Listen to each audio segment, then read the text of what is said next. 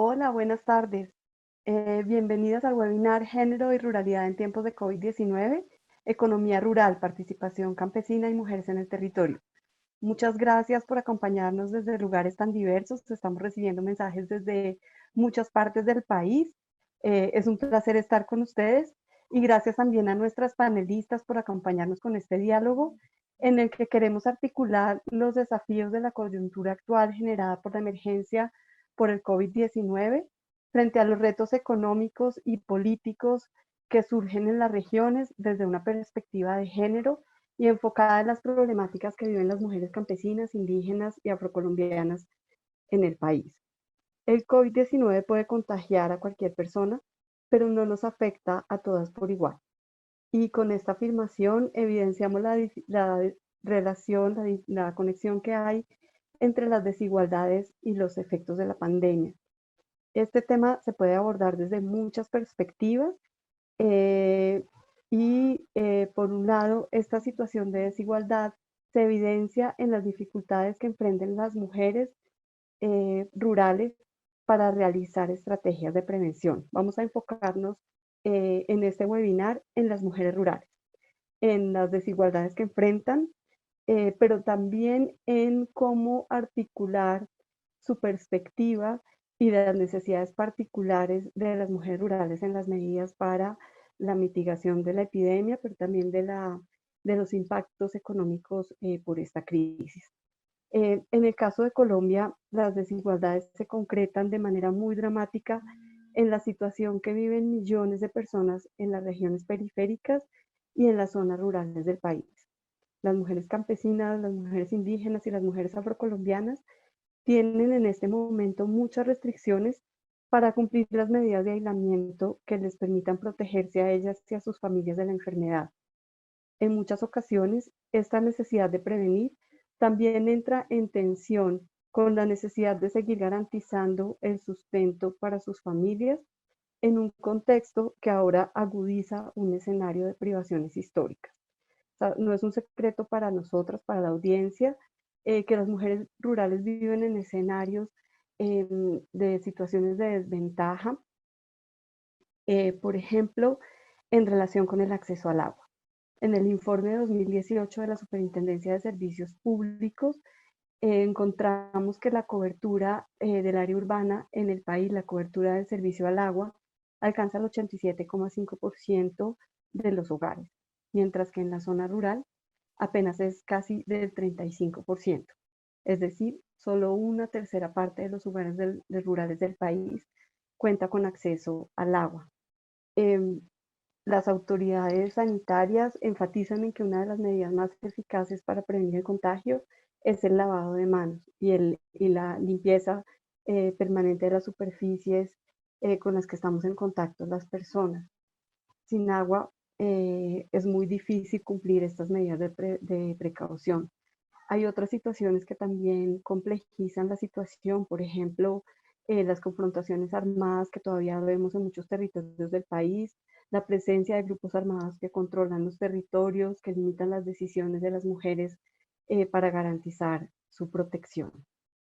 Mm, por otro lado, es muy difícil afirmar en este momento que tenemos información actualizada sobre la situación en relación con los contagios en las zonas rurales colombianas, en relación con la expansión del virus, porque el sistema de identificación y seguimiento de casos de personas tiene muchas debilidades aún en zonas urbanas. Entonces, no nos imaginamos en zonas rurales que están a horas de la capital más cercana, cómo van a realizarse todas las pruebas para identificar a la población que tiene coronavirus. Vimos que, por ejemplo, la semana pasada en Chocó había una alerta sobre posibles contagios en una comunidad indígena que está eh, mínimo a 8 horas del Quibdó, que es la capital del departamento.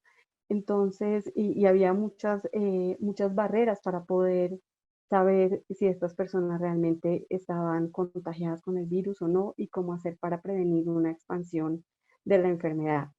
Y es una situación que podría estar viviéndose en otras zonas del país debido a estas limitaciones históricas que enfrentan las zonas rurales. En cuanto a la atención, las barreras también son muy grandes. Tenemos un sistema económico que ha dejado por fuera de sus prioridades derechos fundamentales de las poblaciones rurales, como la salud, y que es profundamente desigual.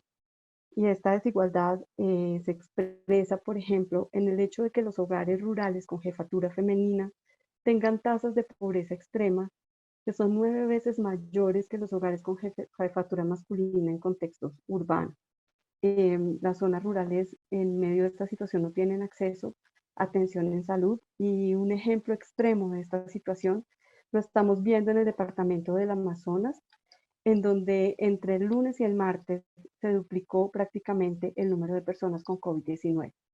Y hace una semana el personal médico de este departamento había denunciado la falta de recursos para atender una situación de emergencia generada por el virus para trabajar.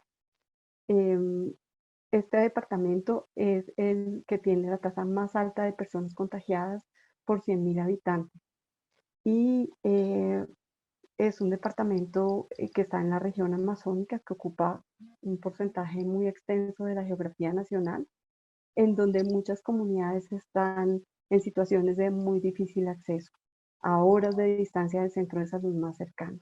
Y sabemos que en este contexto las mujeres enfrentan desafíos particulares. Por otro lado, tenemos medidas preventivas que se han tomado por parte del gobierno nacional, necesarias para controlar la expansión del virus, pero que, como ya dijimos, están afectando la posibilidad de las mujeres para generar ingresos, que ya antes de la pandemia tenían serias barreras para ello. Eh, Se han establecido medidas de emergencia, pero es clave conversar hasta qué punto estas medidas están incluyendo a las mujeres rurales y qué se puede plantear para que los alivios, las medidas de alivio al impacto negativo económico de la situación lleguen a sus hogares y respondan a sus necesidades. También es necesario pensar cuáles podrían ser los escenarios en un contexto de pospandemia y qué situación se encontrarán las mujeres rurales. Indagar qué alternativas se pueden impulsar para que en estos escenarios nuevos haya mayor inclusión y se permita a las mujeres rurales desplegar todo su potencial de una manera justa para ellas. Porque al mismo tiempo que esta crisis ha evidenciado las grandes desigualdades y que plantea interrogantes sobre el modelo económico actual, también abre perspectivas para plantear cambios. Esta crisis ha ayudado a visibilizar la importancia de la ruralidad y de las mujeres rurales, entre otros aspectos por su contribución a la producción de alimentos y sus agendas basadas en economías más respetuosas con el ambiente. Entonces, el día de hoy tenemos la posibilidad de dialogar sobre los diversos ángulos que tiene una situación como la que vivimos actualmente. Y por fortuna, contamos con un panel de mujeres extraordinarias que nos ayudarán con sus planteamientos a encontrar hitos en este camino. Entre las panelistas que nos acompañan hoy, tenemos a Alix Morales Marín. Ella es máster en Desarrollo y Globalización del IHEID en Suiza. Es una lideresa social, feminista y campesina que hace parte de la Asociación Campesina de INSA, Tierra Adentro, así, en donde trabaja especialmente en el fortalecimiento del liderazgo de las mujeres rurales y del enfoque de género de esta organización campesina. Y también Alix hace parte de la Coordinadora Nacional de Zonas de Reserva Campesina y de la Red Latinoamericana de Educación Popular Feminista de América Latina, REPEN. Alix se ha desempeñado por más de 12 años como representante legal de la Asociación de Mujeres de INSA, en donde ha liderado procesos de organización social con mujeres campesinas a nivel local, nacional y regional. Su experiencia en trabajo comunitario y su participación en escenarios sociales, académicos y de movilización le han generado un gran conocimiento en temas de economía social, economía solidaria y soberanía alimentaria, con un enfoque de género y derechos humanos. Ella ha realizado importantes aportes en la construcción de documentos sobre feminismos campesinos. También nos acompaña Pilar Useche, profesora asociada del Centro de Estudios Latinoamericanos y de la Facultad de Economía Aplicada de la Universidad de Florida. Ella coordina estudios de desarrollo económico en esta facultad y es integrante del Consejo Editorial de la revista Applied Economic Perspectives and Policy de la Asociación Americana de Economía Aplicada y Agrícola. Tiene un doctorado y maestría en Economía Aplicada y Agrícola de la Universidad de Wisconsin-Madison, y su trabajo se centra en el análisis del desarrollo económico y de la economía agrícola, con particular énfasis en asuntos de género. Algunas publicaciones suyas relacionadas con el tema incluyen Descomponiendo la brecha de género en la posesión de activos en Ecuador, Percepciones de género sobre la propiedad y la toma de decisiones agropecuarias en Ecuador, Quiénes administran las fincas, Azúcar, grasa o proteína, ¿consumen todos los hogares con inseguridad alimentaria lo mismo? Nos acompaña igualmente María Adelaida Pará, decana de la Facultad de Estudios Ambientales y Rurales de la Pontificia Universidad Javeriana, economista y magistra en Desarrollo Rural de la Universidad Javeriana y doctorada en Estudios para el Desarrollo de la Universidad de East Anglia en Inglaterra. Ella es investigadora interdisciplinaria interesada en el desarrollo rural, género y mujeres rurales. Ha sido profesora e investigadora durante 28 años en la Facultad de Estudios Ambientales y Rurales de la Universidad Javeriana. Y por último, tenemos también con nosotras a Camila María Aguilar Londoño, directora de la Fundación Alpina, economista de la Universidad de los Andes con maestría en Economía de la misma universidad y maestría en Políticas Públicas y Económicas de la London School of Economics and Political Science. Sus principales temas de investigación son finanzas públicas, desarrollo territorial y gobernanza multinivel.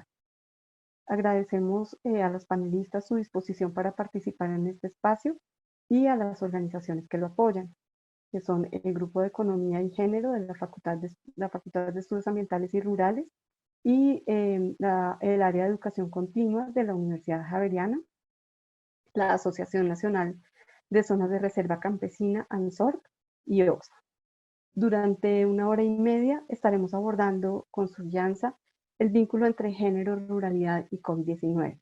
El webinar estará finalizando a las 6:30 de la tarde. Vamos a iniciar con un panorama general de la economía rural desde la perspectiva de género, teniendo en cuenta las medidas que se están tomando y las consecuencias de la crisis para las mujeres indígenas, campesinas y afrocolombianas que viven en la ruralidad. Luego abordaremos el tema de los desafíos en el marco de la coyuntura actual y terminaremos con una conversación sobre ideas y acciones para fortalecer las economías rurales en tiempos de COVID y de recesión económica, poniendo en el centro de esta reflexión a las mujeres rurales. Para ello, vamos a tener 2 rondas con intervenciones de cada una de las panelistas y finalizaremos con una sesión de preguntas del público que estaremos recogiendo vía chat. Les vamos a pedir a las panelistas mucha rigurosidad en el manejo del tiempo, pues de ello depende que podamos realizar esta jornada exitosamente.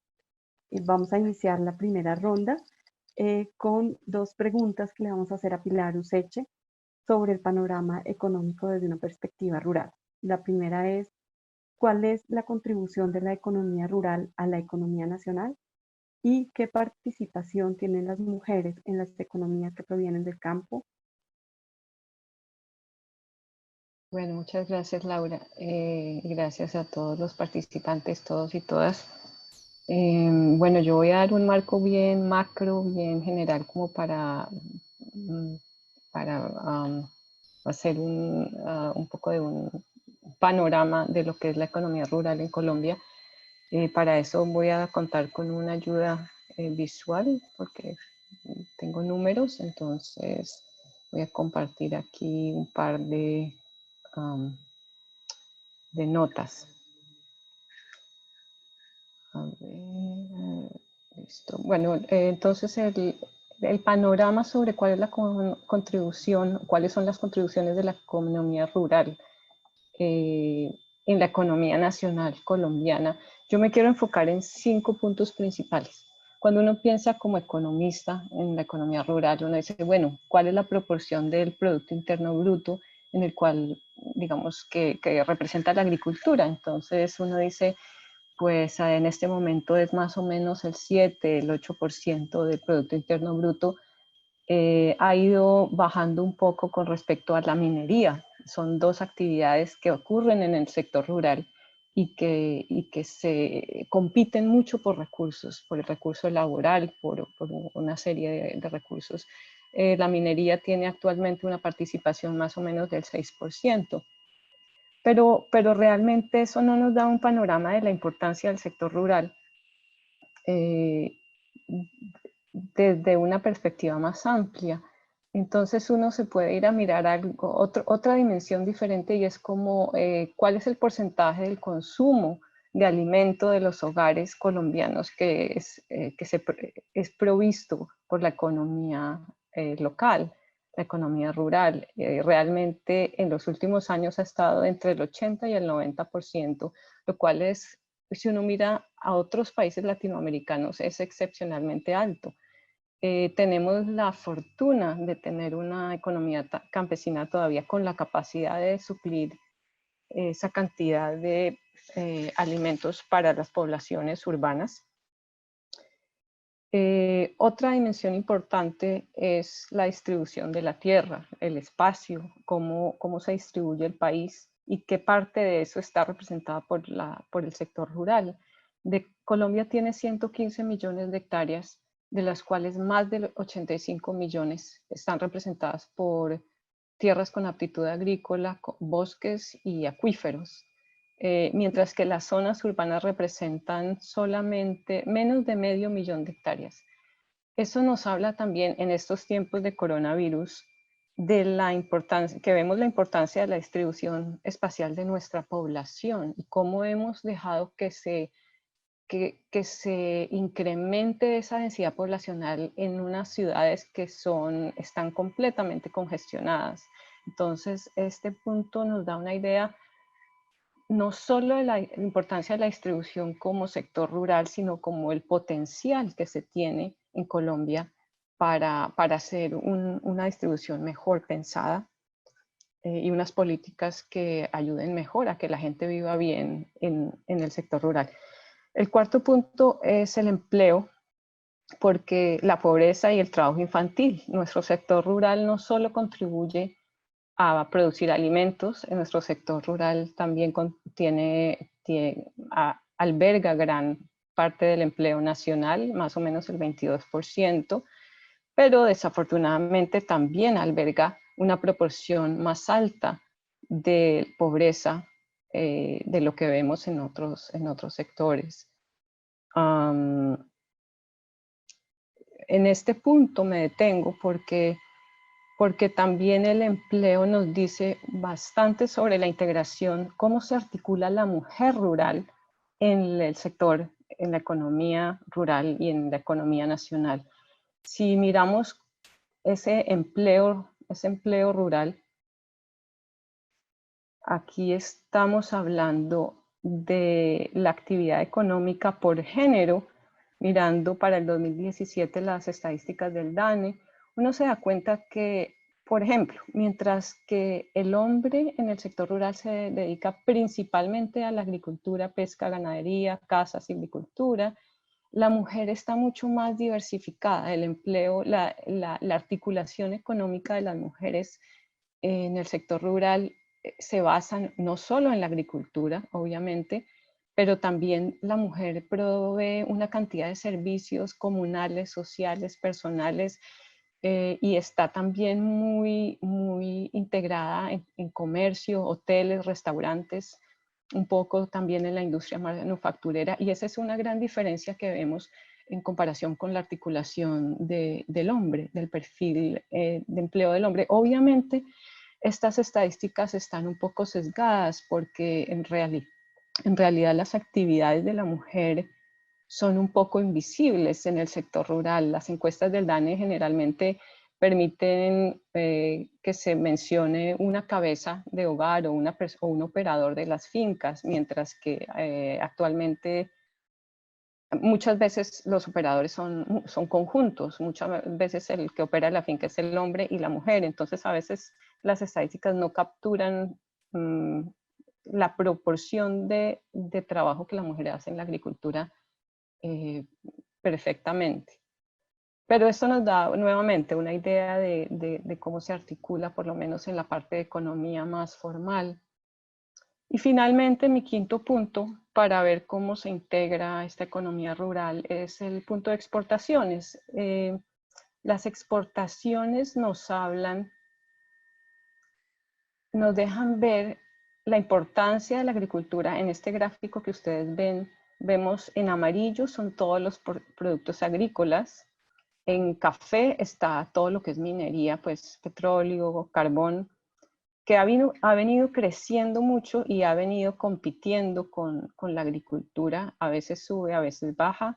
En este momento veníamos de una época de altos precios en donde creció muchísimo y el sector rural se volvió minería.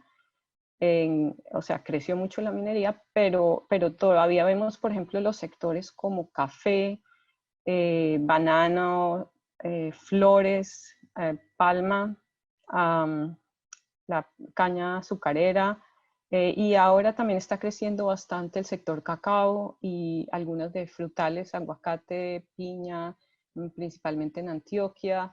Entonces, aquí también nos tenemos que detener a pensar cuál es la integración de la mujer cuando hablamos de exportaciones, cuando el gobierno dice vamos a apoyar a los exportadores. ¿En dónde está la mujer? Pues obviamente, por ejemplo, sector café, en flores, hay una gran articulación de la mujer. Eso también nos lleva a pensar en condiciones laborales en tiempos de coronavirus, cómo, cómo son esos contratos formales, informales, qué está pasando a medida que la industria tiene que hacer recortes, a medida que las exportaciones están disminuyendo, la demanda por exportaciones. Entonces, bueno, ya voy a parar de compartir. Yo paro un poco acá. Es como el panorama que quería dar sobre cómo se está articulando y cómo ese marco macro, esas políticas macro también tienen que ver tienen implicaciones sobre la mujer rural en todas estas dimensiones. Gracias. Muchas gracias, Pilar. Nos has dado un panorama macro y desde la experiencia investigativa, pero ahora nos gustaría que Alex nos contara desde la experiencia de resistencia de las mujeres campesinas en el Cauca, cuáles han sido las principales afectaciones y problemáticas que han vivido a raíz de la coyuntura actual y qué medidas han tomado ante los principales desafíos. ¿Cómo ven ustedes el futuro post-COVID en el territorio?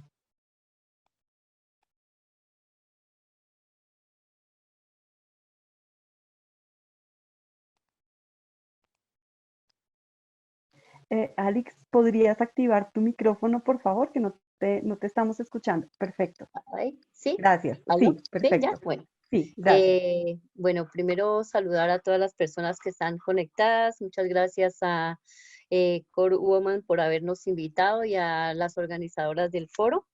Bueno, pues desde el territorio, nosotras ya llevamos acá desde el 23 de marzo también en cuarentena. En las zonas rurales también estamos guardando la cuarentena, haciendo el aislamiento pertinente. Las afectaciones en las mujeres campesinas, en las familias campesinas, digamos, sobre todo en la vida de las mujeres, ha tenido que ver con que en esa época de cuarentena las mujeres casi que han triplicado la jornada laboral frente al tema del trabajo del cuidado. O sea, tener a toda la familia junta en la casa, en el espacio, las 24 horas, los 7 días, es una jornada bastante desgastadora, porque aunque algunos colaboran, los niños, las niñas, los chicos colaboran en algunas cosas, los esposos en algunas familias colaboran, no es un ejercicio de distribución de las labores de la casa que sea muy bien compartido, y la mayoría del trabajo recae sobre la vida de las mujeres. Entonces esa jornada de casi que triple de trabajo en la casa, porque tienen que estar todo el tiempo con los chicos. Además se le sumó desde la semana pasada en adelante pues el ejercicio escolar, de las tareas, de los programas educativos, de todo lo que tiene que ver con la educación, que para muchas es muy complicado porque muchas solamente han terminado la primaria o parte de la secundaria, entonces no tienen mucho cómo apoyar a sus hijos en ese sentido. Pero además también tenemos la gran problemática de que no hay no están las herramientas de telecomunicación dispuestas o disponibles para los chicos y para que las mamás puedan ayudar a sus hijos en este ejercicio. Entonces no tenemos teléfonos, no tienen teléfonos, si tienen teléfono no tienen datos, no hay internet, no tienen un computador para hacer las tareas. Entonces eso les dificulta y les genera demasiado estrés a las mujeres y demasiado cansancio físico, emocional, espiritual. Eso genera muchísimas cosas y de ahí también se deriva un poco muchas acciones de violencia. Entonces eso es como lo que generalmente, digamos, que recae sobre la vida de las mujeres.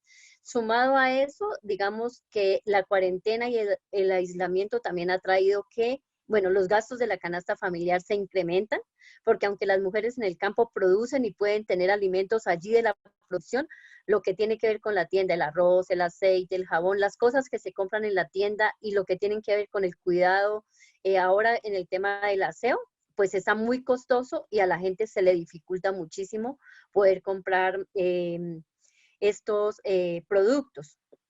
Ha sido, además porque están en alza, ¿no? Todo le han ido subiendo por el transporte, por la dificultad del acceso, por todas esas cosas.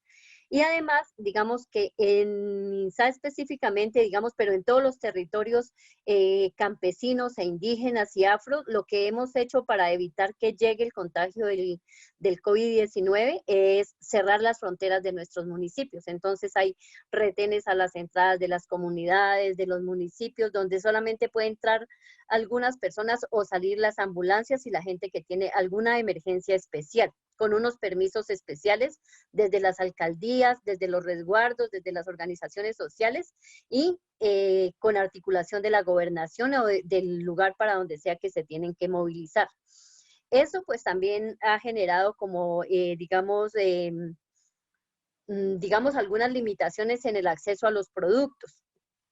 Y lo otro que también, digamos, genera un poco de estrés y como que no hay una, digamos, un movimiento normal de las cosas es en las relaciones colectivas, ¿cierto?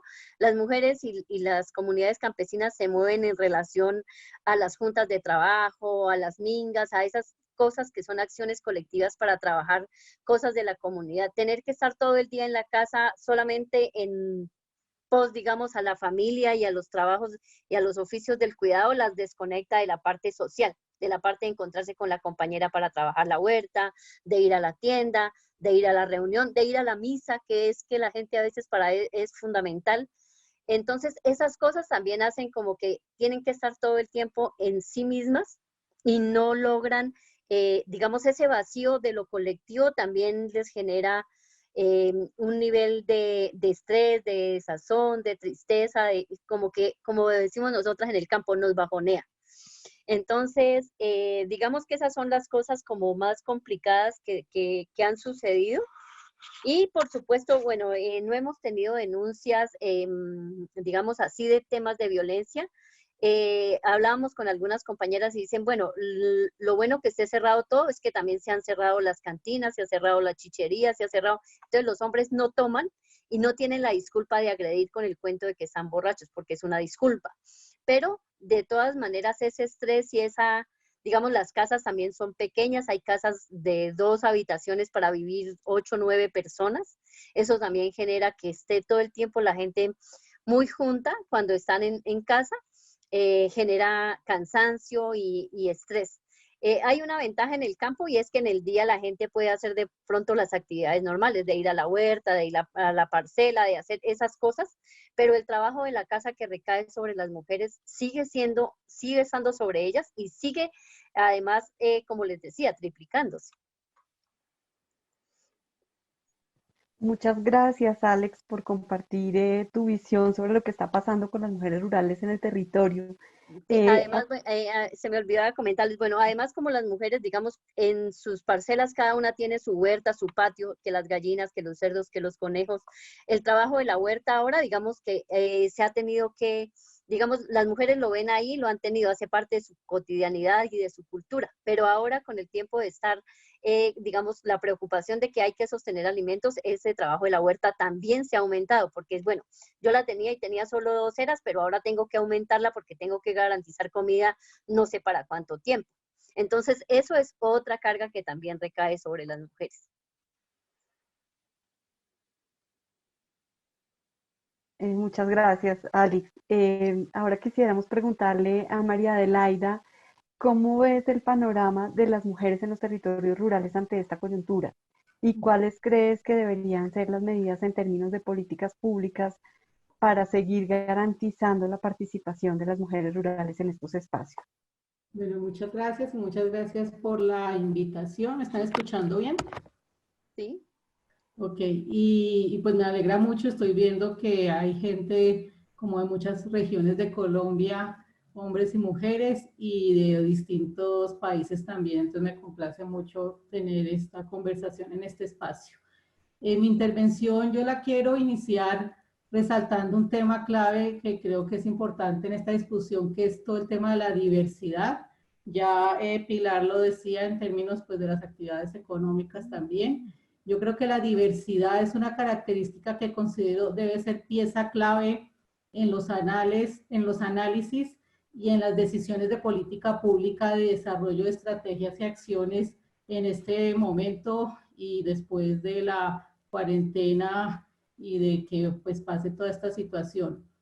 Me complace mucho que en este conversatorio estemos hablando de mujeres rurales en plural y nuestra ruralidad y nuestra realidad nos muestra diversidades, obviamente de territorios, diversidad de ruralidades, de actividades económicas, por supuesto diversidad de pobladores, diversidad de mujeres, hay mujeres campesinas, mujeres de distintas etnias, mujeres de distintas edades y generaciones. Yo creo que es el tema de la diversidad, tiene que estar súper presente para no pensar en que vamos a hacer, claro, las políticas públicas pueden ser generales y nos trazan unos lineamientos, pero ellas también tienen que involucrar cómo hacer gestión de esa diversidad y cómo reconocerla y promoverla.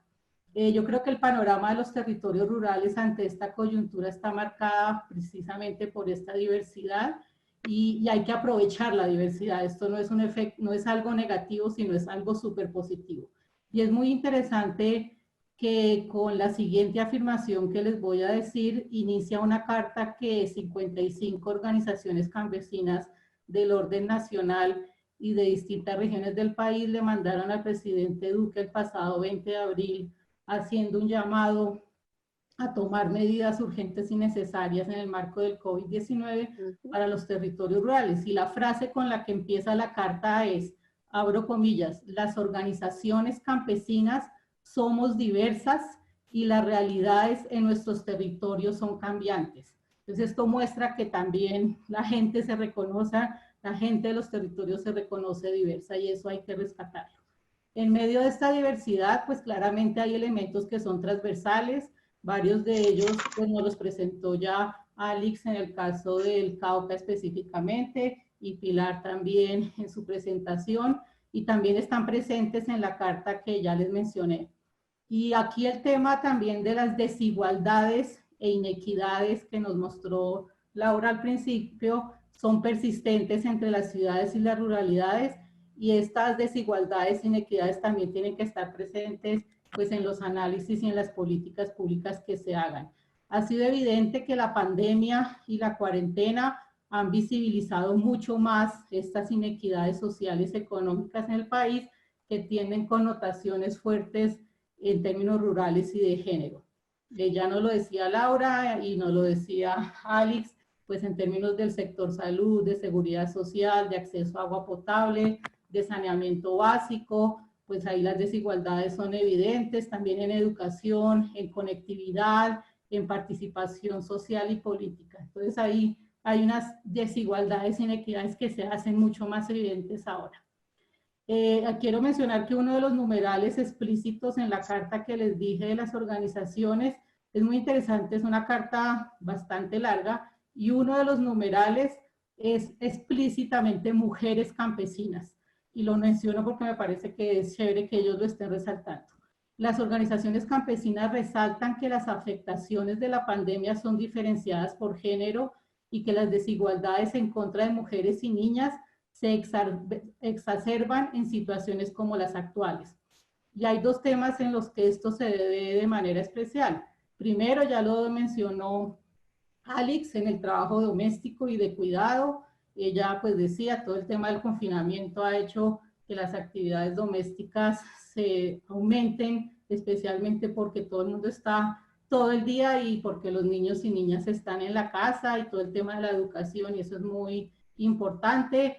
En la carta, y nosotros lo sabemos, la encuesta nacional del uso del tiempo del DANE, del tiempo libre del DANE, menciona que las mujeres rurales dedican en épocas normales, entre comillas, en promedio 5 horas y 6 minutos más que los hombres en actividades no remuneradas del hogar.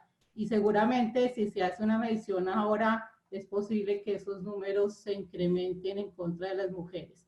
También todo el tema del cuidado, lo que mencionaba Alex, del tema del agua, Laura también, pues esto es un tema que hay que considerar que se ha incrementado las desigualdades y se hacen mucho más evidente.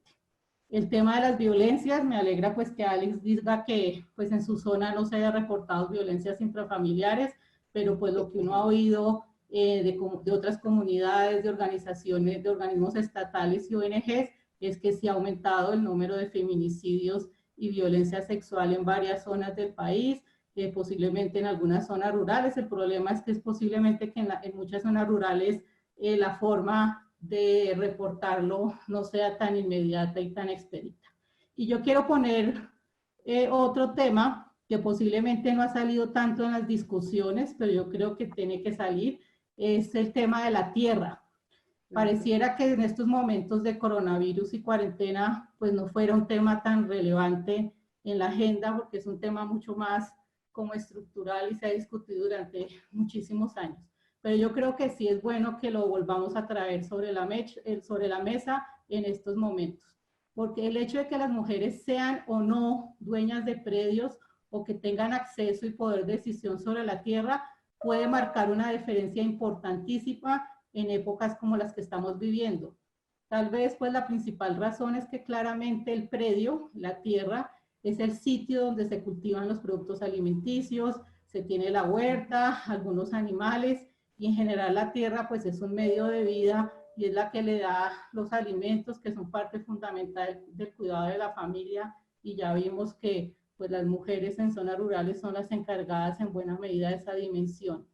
Si esto además implica unirse con otras mujeres para cultivar, pues la tierra, por supuesto, es clave. Hemos visto muchos ejemplos, por ejemplo, allí nomás, los que estamos en Bogotá, en las zonas rurales de Sumapaz y de Usme, hay mujeres unidas haciendo huertas colaborativas, y esto pues es un ejemplo, pero hay muchas partes. Yo sé que el tema de la tierra, por supuesto, es estructural, no es coyuntural, y está presente en políticas públicas, pero un peligro en este momento es que lo que se estaba haciendo, por ejemplo, por decir algo, porque no es lo único, en términos de restitución de tierras en general para los campesinos y campesinas, ese proceso se pare o se aplace, pues con la disculpa de que, claro, hay que actuar en cosas importantes en este momento y urgentes, pero si eso se aplaza o si pasa a segundo o tercer lugar en las prioridades, sí puede ser un peligro porque retrasa muchos procesos.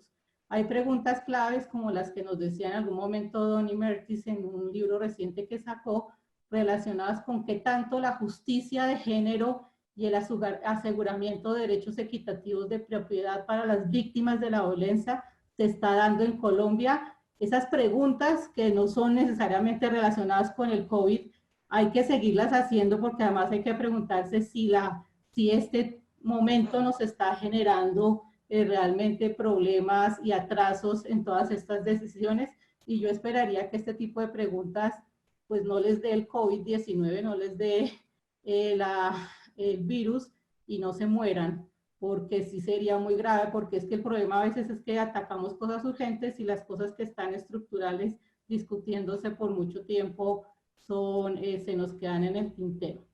Y finalmente, creo que ya el tema del tiempo es este tema del empoderamiento de las mujeres también es algo que debemos seguir estando muy pendientes. No solamente el tema de si la salud, el agua, eso es súper importante, pero el tema de qué tanto las mujeres rurales están empoderadas y cómo va ese proceso es importante.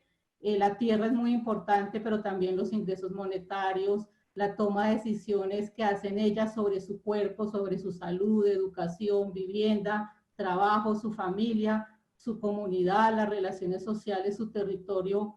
Y yo me pregunto, porque no tengo todavía respuestas, eso habría que verlo, es, por ejemplo, la situación de cuarentena y pandemia ha hecho que las mujeres rurales estén desempoderando o estén perdiendo poderes y logros que se habían alcanzado en largos años de lucha individual y colectiva. A veces sucede eso. O al contrario, puede ser que se esté dando una oportunidad para empoderarse un poco más, que tanto los hombres rurales se están transformando también y están cediendo poderes a las mujeres en esta cuarentena, o si eso para nada está pasando, si el poder en la casa se está distribuyendo o no, si esas nuevas masculinidades de las que hablamos a veces en zonas urbanas y zonas rurales están saliendo ahorita o para nada, si la jefatura de hogar se está transformando o no. Hay preguntas que a veces no nos estamos haciendo, pero creo que son de fondo en qué es lo que está pasando esta cuarentena, a dónde nos está conduciendo, o si simplemente va a pasar, vamos a estar peor que antes, o si hay transformaciones que se estén dando. Entonces ahí pues quiero dejar por ahora esas preguntas y esos cuestionamientos. Gracias. Muchas gracias, María Adelaida. Ahora invitamos a Camila a contarnos un poco desde su experiencia en la Fundación Alpina, que es un laboratorio social en los territorios con mujeres rurales, y posteriormente respondernos a la pregunta sobre cómo ha sido el proceso de reinvención del acompañamiento por parte de la Fundación a las mujeres rurales en esta coyuntura. ¿Se ha cambiado ese proceso de acompañamiento en este momento? Bueno, pues muchísimas gracias. Quiero arrancar dando las gracias por la invitación. Me siento muy honrada de estar acá pudiendo poner sobre la mesa estos temas tan importantes y con estas brillantes compañeras panelistas. Quisiera sí arrancar hablando un poquito de la Fundación brevemente para poder explicar por qué voy a hablar del tema productivo. La Fundación Alpina trabaja fundamentalmente en los temas productivos, está comprometida con transformar la vida de familias y comunidades, y trabajamos en el ambiente también de organizaciones del sector rural a través de proyectos productivos.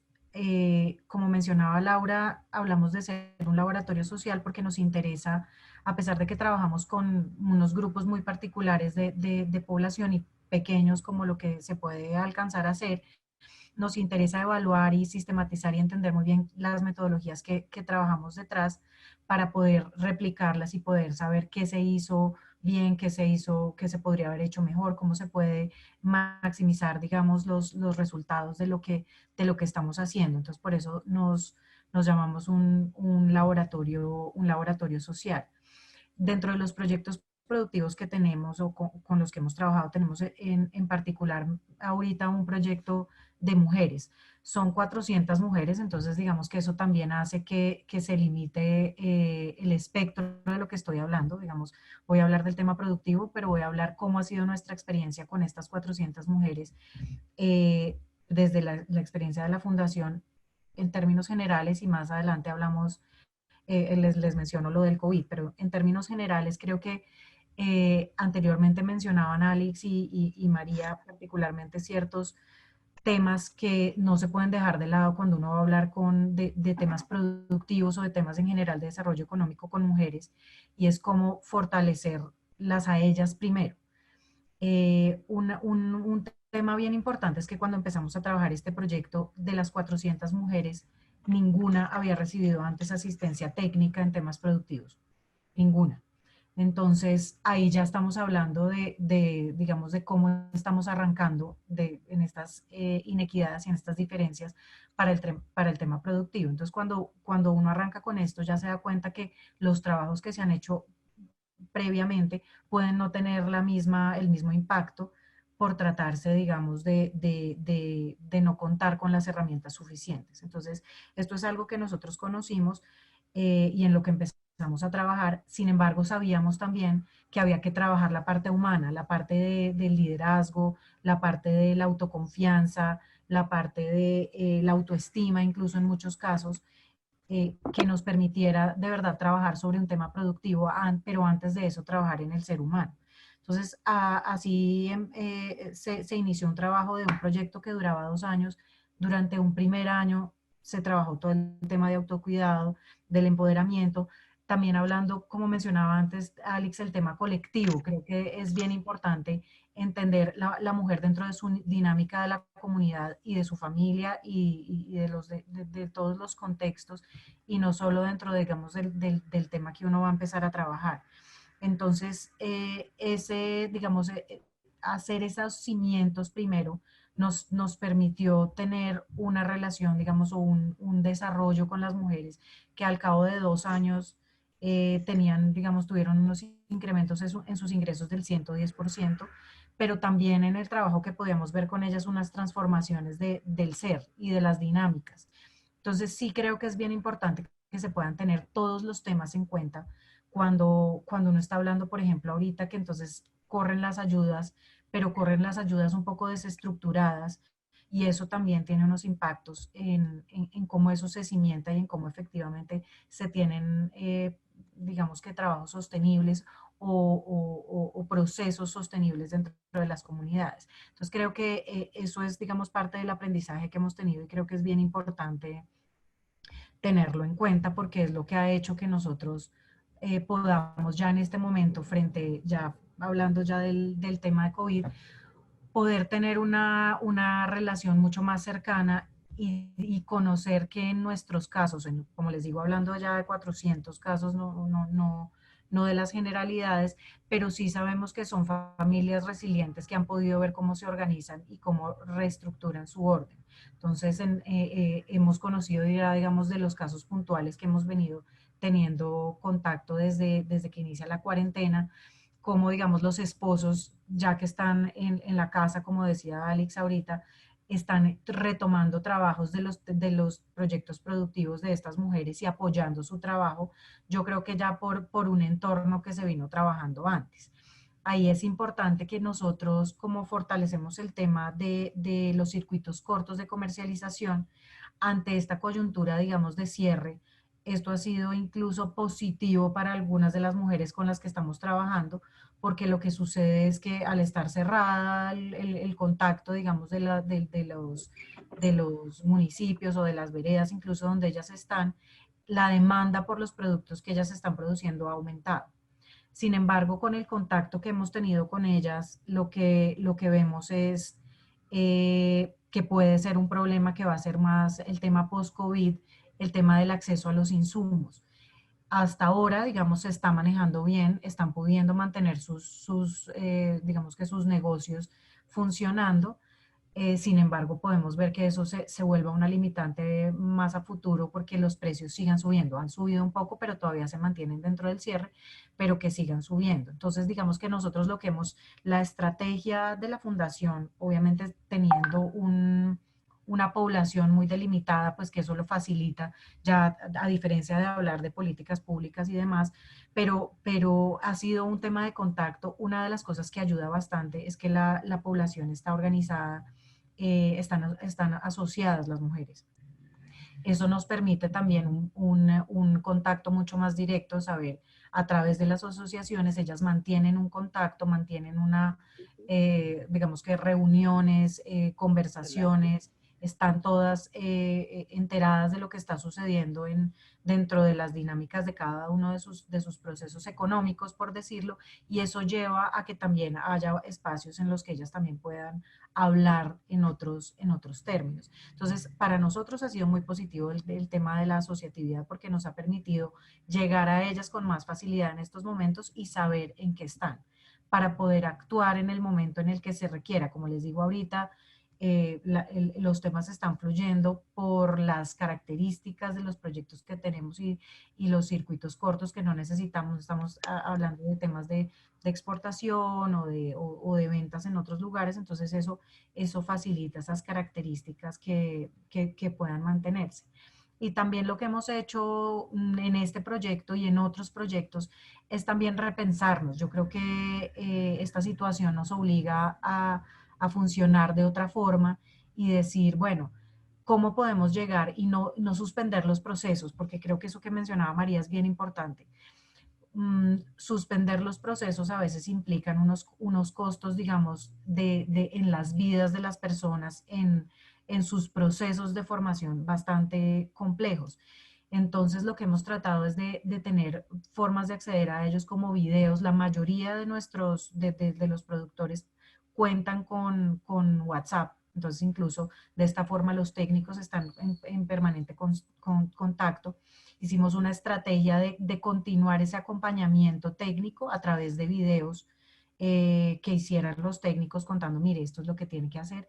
Y hemos tenido una receptividad increíble por parte de productores y de las mujeres y del resto de productores, ellos mismos haciendo sus videos para mostrarle al técnico qué es lo que está pasando, cómo han ido evolucionando, porque ellos están, digamos que más apersonados del tema y entienden que esto es parte del desarrollo y que es bien importante mantenerlo. Entonces esto nos ha obligado a repensarnos, pero sí tener distintas estrategias donde mantengamos la comunicación. Obviamente esto no se puede extender mucho tiempo porque pues ya llega un momento en que se tiene que, no sé, repartir insumos, hacer unas cosas mucho más puntuales para seguir con el proceso, donde creo que, digamos, estamos muy de la mano con las decisiones y con el trabajo que se está haciendo en el gobierno sobre los protocolos que se deben hacer en el campo para no parar ciertos procesos, pero tener todas las medidas de bioseguridad y todas las medidas que se requieren para que haya una dinámica tanto en la ciudad con las demandas como la oferta, que es en últimas la que mantiene a estas comunidades que, como lo mencionaba también Pilar al principio, pues es donde está el tema de pobreza en el país. Entonces tampoco podemos dejar de lado cómo se mantiene esa dinámica para no profundizar un problema social que pueda tener otros impactos, pero por supuesto teniendo todas las medidas que se deban tener para evitar que haya alguna otra problemática más grande. Entonces, esa es digamos, como la forma como hemos venido trabajando este tiempo. Como les digo, no es algo que se pueda prolongar por siempre, pero sí nos ha permitido mantener el contacto y saber que los trabajos o el trabajo que hemos venido haciendo tiene las bases suficientes para que, digamos, no se desintegre el tema por el lado de la familia o por el lado de la dinámica económica. Bien, muchísimas gracias a todas las panelistas. Ahora quisiéramos tener una conversación de unos 15 minutos para después ver algunas de las preguntas que nos han estado haciendo los participantes a través del chat. Lo que proponemos es hablar un poco sobre las alternativas. ¿Cómo creen que podrían fortalecerse las economías rurales y la participación de las mujeres en medio de la coyuntura y en este escenario de posible recesión económica? Entonces, quisiera como hacer una ronda entre ustedes con aportes sobre este tema para luego pasar a preguntas.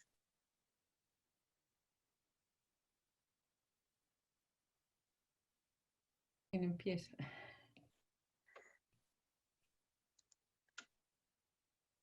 Gracias, Pilar. Ok, pues un poco mirando también los comentarios y refiriéndome a cosas que se han dicho, yo pienso que es fundamental enfatizar las economías locales, la territorialidad y una forma de incidir en políticas públicas también tiene que ver con que el gobierno vea. En este momento, en todo el mundo se está repensando lo que es la seguridad alimentaria, lo que es la seguridad no solo alimentaria, sino en términos de salud, en términos de producción de los bienes básicos que se necesitan para el bienestar alimentario y de salud. El gobierno ya tuvo que cerrar exportaciones de una cantidad de productos que se estaban mandando afuera. En ese mismo sentido, hay que pensar, hay que repensar la economía alimenticia y también a puertas de que el mundo entero, acá yo estoy en Estados Unidos ahorita en la Florida, por ejemplo, todos los agricultores están pidiendo que se cierren las importaciones de productos que vienen de México, porque toda la agricultura está sufriendo con el cierre de los restaurantes. No tienen cómo sacar sus productos. Lo mismo está pasando en Colombia. Entonces, que el gobierno pudiera apoyar, en vez de utilizar proveedores grandes, apoyar poner algunos sitios de intermediación directa, en donde se pueda proveer los productos, los campesinos puedan poner sus productos ya para que el consumo puede ser por internet, apoyar ese tipo de economías locales y de oferta y demanda sin intermediarios. Muchas gracias. No sé quién quiere aportar. Eh, gracias, Camila. Sí, pues yo creo que estamos ante una situación que nos debería obligar a repensarnos todos también como hacia dónde va el campo y cómo se están haciendo las preguntas y estoy totalmente de acuerdo con Pilar. Yo creo que el camino es pensar en los sistemas, ya no estamos hablando de cadenas de valor, ya no estamos hablando de cosas muy puntuales sobre esas dinámicas internas, sino de sistemas agroalimentarios sostenibles donde entra desde el productor hasta el consumidor. Entonces, ¿cómo aprovechar, digamos, esta coyuntura para que realmente no solo, digamos, nosotros que estamos trabajando en temas puntuales o en temas de investigación, sino en temas de políticas públicas se pueda pensar algo de este estilo? Porque esto lo que muestra es que se necesita encadenar distintos factores que responden a ecosistemas distintos. Entonces yo creo que por un lado es como implementar ese tema de sistemas agroalimentarios sostenibles y dar ciertas discusiones, porque ahí vamos, ahí estamos todos. Ahí no es solamente el productor y que lleva al almacén, sino estamos todos en ese sistema y es pensarlo de esa forma. Eso por un lado. Y por otro, digamos que ya temas mucho más puntuales, yo creería que hay un tema que ha pasado con las huertas. Por lo general las huertas son vistas como un tema menor, un tema de la ayuda, que entonces se reparten unas semillas y se deja así, que la mujer entonces se encargue, y nunca hay detrás un tema de asistencia técnica como si lo hay para el tema productivo, para comercialización, etcétera. Y eso lo que hace es que, por lo menos en este país, tengamos un resultado no tan bueno en cómo las familias pueden tener unos, digamos que contar con unos sistemas de alimentación propio de buena calidad. Entonces yo creo que ahí nosotros pues hay también una obligación de ver cómo, y esto nos ha mostrado, necesitamos huertas urbanas, necesitamos otras formas de abastecer el tema alimenticio. Entonces yo creo que en las huertas hay una oportunidad, pero de verlas de otra forma, como si se necesita un tema un poco más técnico, un tema de muchas investigaciones que hay, como cuáles son las semillas propias de distintas regiones, cómo implementar e impulsar una alimentación mucho más adecuada y relacionada con el ambiente o con la situación ambiental de cada una de las regiones. Entonces yo creo que ahí también tenemos un reto de repensar ese trabajo de huertas de otra forma. Y por último, resaltaría un tema más del tiempo. Yo creo que cuando estamos ante situaciones como esta, por supuesto hay una fase, digamos, de ayuda humanitaria que es muy importante y hay que trabajarlo, pero eso puede ir articulado de otras cosas, porque si, creo que lo decía María antes, reaccionamos muy rápidamente y entonces a la coyuntura y olvidamos unos procesos de más largo plazo. Y yo creo que eso es lo que también pasa con esto, que sí claramente se necesitan ayudas humanitarias porque hay gente que las necesita puntualmente, pero no se puede dejar de lado que las intervenciones tienen que ir por más largo tiempo de lo que por lo general se piensan, con COVID y sin COVID, para realmente lograr los resultados que se esperan y tener resultados sostenibles en lo que se está haciendo tanto en el trabajo productivo con mujeres, tanto en el trabajo productivo en general en el campo. Entonces, resaltaría, digamos, esos como 3 temas. Bueno, bueno, nosotras, digamos que como organización social y las organizaciones sociales de mujeres a nivel de la zona de reserva campesina, toda la gente de las zonas de reserva campesina y las organizaciones de mujeres al interior de esas zonas de reserva campesina, hemos siempre tomado como la bandera de la soberanía alimentaria. Cuando la profesora Pilar hablaba de seguridad, nosotras hemos trabajado mucho más a profundidad el tema de la soberanía alimentaria, porque tiene mucho más que ver con esos conocimientos culturales propios del campesinado en su diversidad, de cómo siembra, de cómo produce y de qué clase de alimentación le está garantizando a su familia. Y la soberanía alimentaria lo que pretende desde ahí es generar autonomía en la producción, pero también en las formas de producción para sostener a sus familias. Yo creería que hay una cosa importante y creo que esa ha sido una lucha inmensa del campesinado a nivel nacional, y el Cauca se ha dado como a la pelea en formar el debate, pero en la lucha por se reconozca el campesinado como sujeto político de derechos, y desde allí debe partir que a partir del reconocimiento también se debe hacer un diagnóstico de cuál es la situación del campesinado en Colombia, porque hasta el año pasado nomás logramos que en una de las encuestas lograran contarnos algunos campesinos, hicieron digamos, unas entrevistas puntuales para mirar cuál era la situación de la gente que se identificaba como campesina o campesino. A partir de allí, también se deben construir unas políticas públicas que le garanticen al campesinado las herramientas y los instrumentos básicos para que tenga, por lo menos para poder producir. La desigualdad en la tenencia de la tierra es uno de los grandes problemas, y las mujeres estamos mucho más afectadas, porque si tenemos poquita tierra como campesinos y campesinas, a nombre de las mujeres es mucho más poquita la que hay. Y cuando hablamos de los espacios de las huertas, miramos que si la parcela tiene 5 o 6 hectáreas, el espacio de la huerta es de 20 por 20 máximo.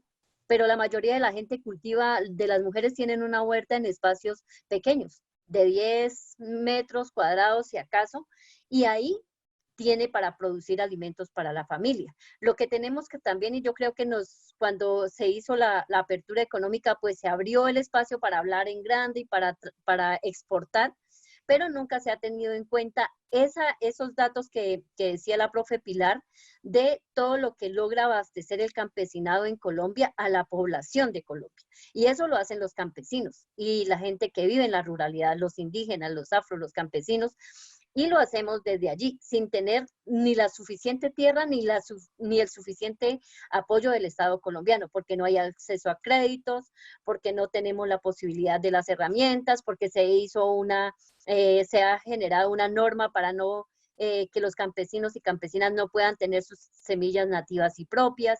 Todas esas cosas lo que hacen es limitar muchísimo la producción y volvernos muy dependientes de los paquetes,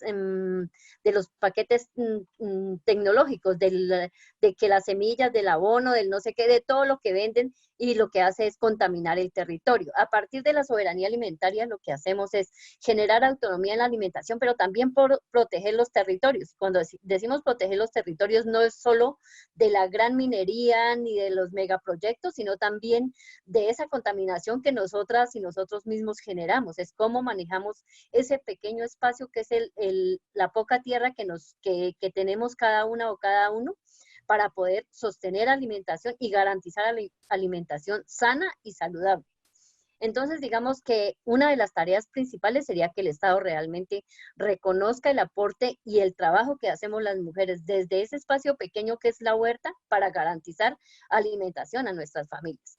Y yo creo que esta época de cuarentena y de COVID-19 lo que nos ha mostrado es que sí es importante tener esa huerta, que no nos toque salir a la plaza a buscar una cebolla, una mata de cilantro, porque ya la tenemos ahí sembrada, es garantía. Pero además hemos generado una cosa muy bonita. Yo no sé si ustedes han mirado, pero digamos, casi que en todas las zonas yo he mirado, y acá en el Cauca lo que hemos hecho es que hemos conseguido los permisos, hemos hecho articulación de la alcaldía con las gobernaciones para poder recolectar productos del campo y hacer paquetes para mandar a nuestras familias que están en las ciudades.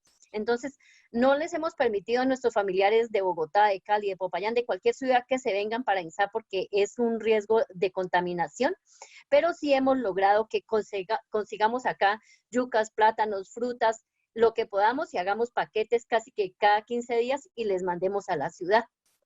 Y eso lo que ha garantizado es que la gente esté tranquila porque le llegan sus productos allá, y nosotros también estamos previniendo acá la contaminación y el contagio del COVID-19. Entonces, digamos que se han hecho muchísimas estrategias. Además, tenemos puntos de venta. Por lo menos acá las mujeres salen los días sábados y ya están llamando, mire, llevo cebolla, llevo tal cosa, ¿qué necesita, qué le hace falta para llevarle? Y eso lo que ha generado es que algunas puedan vender de lo que sobra de su producción, pero que además garanticen alimentación a su familia. Y claro, hace falta el arroz, el aceite, las cosas de tienda, como decía ahora rato, y las cosas del aseo. Pero hay un mínimo de alimentación que se puede garantizar desde las propias parcelas y desde las huertas. Y es trabajo que mayormente hacemos las mujeres. Bien, muchas gracias. María Adelaida, ¿tú querías aportar en este sentido? Sí, muchas gracias, Laura. Pues estoy totalmente de acuerdo con lo que han planteado Pilar, Camila y Alex. Y me encanta lo que dijo ahorita Alex de toda esta relación que se ha establecido a través de los alimentos entre las zonas rurales y algunas zonas urbanas o cascos urbanos de municipios. Y yo creo que eso es algo que hay que tener muy en cuenta en las políticas públicas, que lo rural no necesariamente es algo que está por allá lejos y aislado, totalmente separado del urbano y que está por allá y que no está conectado con lo urbano. Cada vez más hay mayores conexiones y eso hay que entenderlo, y hay conexiones positivas, hay conexiones negativas, pero eso hay que tenerlo súper en cuenta porque si no perdemos parte de la realidad. Y precisamente cuando se habla, por ejemplo, de desarrollo rural con enfoque territorial, es eso, es entender que los territorios son conectados y que en un mismo territorio puede haber zonas urbanas y zonas rurales que están interconectadas, y eso es importante. Lo otro es, yo creo que para proponer medidas de políticas públicas en estos momentos con un enfoque de género, una de las cosas que debemos recordar es que hay diferencias entre algo que se llama en política pública con perspectiva de género medidas o acciones afirmativas y las medidas transformativas. Es muy posible que lo que se proponga ahora, y casi siempre las medidas que se proponen con perspectiva de género son acciones más bien afirmativas. Eso significa que son acciones que permiten garantizar de manera relativamente rápida derechos o accesos a recursos para las mujeres. Eso hay que hacerlo.